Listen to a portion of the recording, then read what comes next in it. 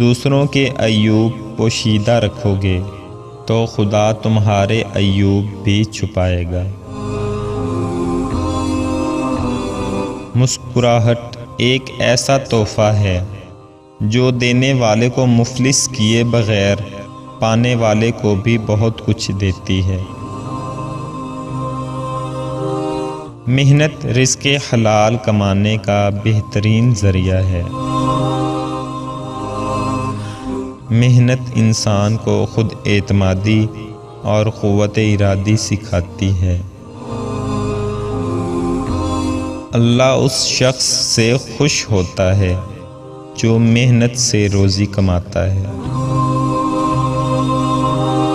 سچی توبہ کرنے والے کا ایک آنسو دوزخ کی آگ کو بجھانے کی طاقت رکھتا ہے۔ وہ آنسو بڑا قیمتی ہے جو خدا کے حضور گناہوں کی معافی کے لیے بہے۔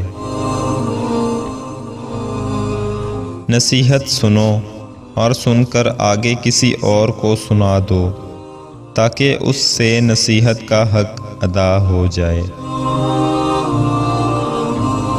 ہر ناکامی کے دامن میں کامیابی کے پھول ہوتے ہیں، مگر شرط یہ ہے کہ ہم کانٹوں میں الجھ کر نہ رہ جائیں۔ وہ گھر جس میں کتابیں نہ ہوں وہ اس جسم کی مانند ہے جس میں روح نہ ہو۔ اعلیٰ ظرف انسان کی پہچان یہ ہے کہ وہ دشمن کے ساتھ بھی اچھا برتاؤ کرے۔ اختیار، طاقت اور دولت ایسی چیزیں ہیں جن کے ملنے سے لوگ بدلتے نہیں بلکہ بے نقاب ہو جاتے ہیں۔ دوزخ سے دور نہ بھاگو بلکہ ایسے کام کرو کہ دوزخ تم سے دور بھاگ جائے۔ عذاب قبر پیشاب کے چھینٹوں سے نہ بچنے پر ہوتا ہے۔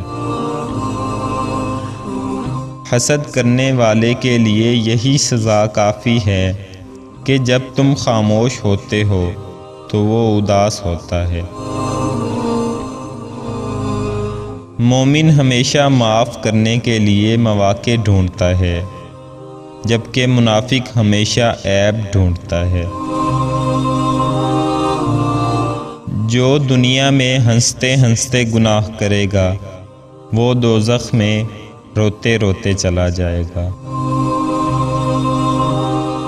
جو اپنے اعمال کا چرچا کرے گا تو اللہ اس کی ریاکاری کو مشہور کر دے گا اور اسے ذلیل و رسوا کر دے گا۔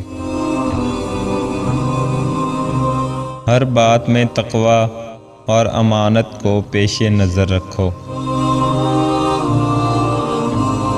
اپنی اولاد کی تکریم کرو اور انہیں حسن اخلاق سے آراستہ کرو۔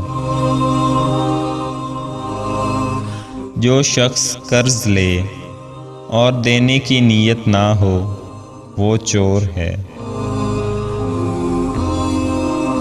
جب تم کسی کو اپنا دوست بناؤ تو اپنے دل میں ایک قبرستان بنا لو جہاں تم اس کی برائیاں دفن کر سکو۔ مسلمان کو نماز کے مسائل بتانا روئے زمین کی تمام دولت صدقہ کرنے سے افضل ہے۔